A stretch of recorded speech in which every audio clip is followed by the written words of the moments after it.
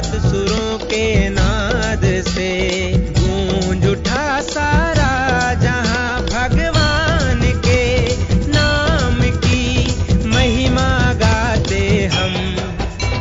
श्री हरि शरणं मम, श्री हरि शरणं, श्री हरि शरणं मम, श्री हरि शरणं।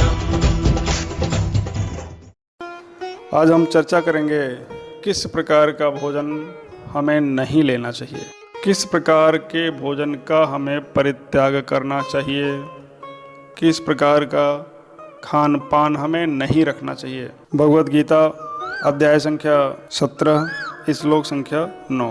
कटु अम्ल लवण अति उष्ण तीक्ष्ण रुक्ष विदाहीनः आहारा राजसस्य इष्ट दुख शोक आमय प्रदा।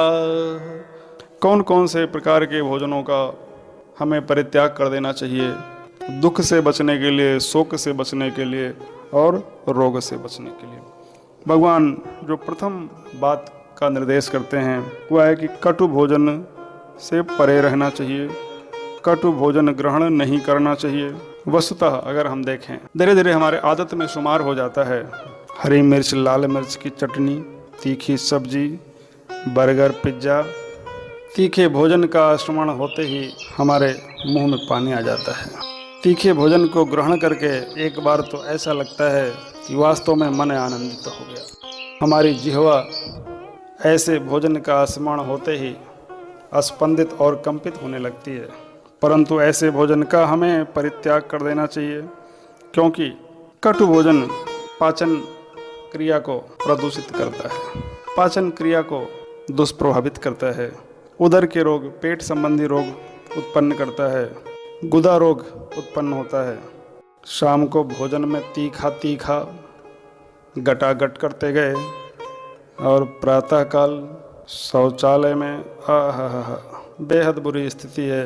देख तो तेरी कैसी हालत हुई है, तौबा तौबा मुंह से निकलता है। परंतु 2 दिन बाद फिर तीखे कड़वे भोजन का स्मरण होते ही एक बार पुनः पुनः पुनः और धीरे धीरे हमारे अभ्यास में आ जाता है, हमारी आदत में आ जाता है और हम रोगी बन जाते हैं।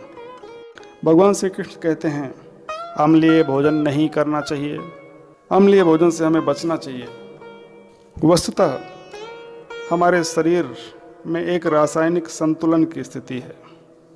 भोजन का पाचन, शरीर में अनेक प्रकार की होने वाली रासायनिक क्रियाएं, शरीर की सभी क्रियाओं पर नियंत्रण विभिन्न प्रकार के रसायनों के द्वारा संभव होता है। हमारे शरीर में अनेक ग्रंथियां हैं, thyroid, pituitary, adrenal, liver, pancreas. इनसे निकलने वाले रस जिनके अलग अलग पीएच वैल्यूज होते हैं, जिनकी अम्लीयता क्षारीयता पृथक पृथक होती है, तो यह रासायनिक संतुलन ही हमारे जीवन का संतुलन है। इस रासायनिक संतुलन के स्थापित रहने पर हम रोग और दोषों से मुक्त रहते हैं। हमारा जीवन सुखमय रहता है, निरोग रहता है, निर्विकार रहता है, रोग मुक्त रहता है। परंतु अधिक अम्लीय भोजन ग्रहण करने से, मदिरा पान करने से शरीर का रासायनिक संतुलन विघटित हो जाता है। ग्रंथियों का सम्यक नियंत्रण शरीर पर नहीं रहता। शरीर में अनेक प्रकार के रोग, बीमारियां उत्पन्न हो जाती हैं। लीवर खराब हो जाना, कैंसर हो जाना, शरीर में डायबिटीज़ हो जाना, अनेक प्रकार की स्वास्थ्य समस्याएं उत्पन्न होती है। इसी नाते भगवान श्री कृष्ण प्राणी मात्र के कल्याण के लिए निर्देश करते हैं अम्लीय भोजन से बचो, अम्लीय भोजन ग्रहण मत करो। अगली बात भगवान कहते हैं लवणीय भोजन से परे रहने की आवश्यकता है। वस्तुतः हमारे शरीर में लवण की, क्षार की एक निश्चित मात्रा है जो रासायनिक संतुलन को स्थापित रखती है। अम्ल क्षार का एक निश्चित संतुलन है। इस संतुलन में गड़बड़ी उत्पन्न होने से अनेक स्वास्थ्य समस्याएं उत्पन्न हो जाती हैं। भगवान श्री कृष्ण पुनः कहते हैं अति उष्ण अति उष्ण भोजन नहीं ग्रहण करना चाहिए, अति उष्ण पेय हमें ग्रहण नहीं करना चाहिए। वस्तुतः अभ्यास में आ जाता है गरम गरम भोजन करना, गरम गरम चाय पीना, गरम गरम काफ़ी पीना, गटागट निकलते जा रहे हैं कई कई कप, कई कई गिलास। हम सभी को विदित है हमारे शरीर का तापमान 37 डिग्री सेल्सियस है। इसमें 2-3 डिग्री सेल्सियस की वृद्धि होते ही अनेक रोग, और ज़्यादा वृद्धि हो जाए, थोड़ी सी ज़्यादा तापमान बढ़ जाए तो प्राण पखेरु भी उड़ जाते हैं, जीवन समाप्त हो जाता है। शरीर का एक निश्चित तापक्रम है और 80 डिग्री 90 डिग्री सेल्सियस अत्यंत उष्ण चाय काफ़ी बार बार पीने से हम कितना शरीर पे अत्याचार करते हैं। शरीर अभ्यस्त हो जाता है, लगता है अभ्यस्त हो गया है, परंतु अति उष्ण भोजन करना, अति उष्ण पेय पदार्थ लेना शरीर में भयानक रोग उत्पन्न करता है। इसलिए अगर हमें निरोग चाहिए, अगर हमें स्वस्थ काया चाहिए, सुंदर स्वास्थ्य चाहिए, 100 वर्ष तक का जीवन चाहिए, सुखद जीवन चाहिए, आनंद चाहिए, तो अति उष्ण भोजन से, अति उष्ण पेय से परे रहिए। अति उष्ण भोजन, अत्यधिक गर्म भोजन, अत्यधिक गर्म पदार्थ, चाय और काफ़ी, ऐसी चीज़ों से हमें परे रहने की आवश्यकता है।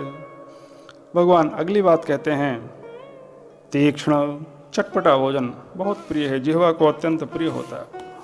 चटपटा भोजन, तीक्ष्ण भोजन जिह्वा पर पड़ते ही एक अलग आनंद की अनुभूति कराता है, और क्षमा करें स्त्रियों को बड़ा प्रिय होता है। ग्रामीण जनों में कहावत है, चटपटा भोजन जो जिह्वा को अत्यंत प्रिय है परंतु स्वास्थ्य के लिए अत्यंत दुख का सृजन करने वाला है, शोक का सृजन करने वाला है, अत्यंत हानिकारक है। आधुनिक चिकित्सक भी सदैव वर्जित करते हैं, चटपटा भोजन नहीं लेना है, चटपटे भोजन से परे रहो, यह स्वास्थ्य को बिगाड़ देता है। रुक्ष भोजन, रूखा भोजन, सूखा भोजन, रस रहित भोजन, आनंद रहित भोजन, ऐसे भोजन से भी परे रहने की आवश्यकता है। भगवान श्री कृष्ण कहते हैं, विदाहीन, दाह उत्पन्न करने वाले भोजन से हमें परे रहना चाहिए। ऐसा भोजन जो हमारे शरीर के अंदर उत्पन्न जाए, शरीर के अंदर प्रविष्ट होकर के जलन उत्पन्न करे, ऐसे भोजन से हमें परे रहना चाहिए, ऐसे भोजन से हमें दूर रहना चाहिए। यह स्वास्थ्य की वो कुंजियां हैं, ऐसी युक्तियां हैं जिससे हमारा जीवन 100 वर्ष तक अत्यंत सुखद और स्वस्थ स्थिति में रह सकता है, और हम जीवन का पूर्ण आनंद ले सकते हैं, जीवन को सुखमय बना सकते हैं, काया को निरोगी बना सकते हैं, सुंदर स्वास्थ्य प्रदान कर सकते हैं, स्वयं को और संसार को भी। अच्छी आदतों का विकास करें, अच्छे अभ्यास करें, शास्त्र का अनुसरण करें, शास्त्र का श्रवण करें, भगवान के आदेशों को मानें और अपने शरीर की प्रतिरोधक क्षमता को अभूतपूर्व रूप से विकसित करें।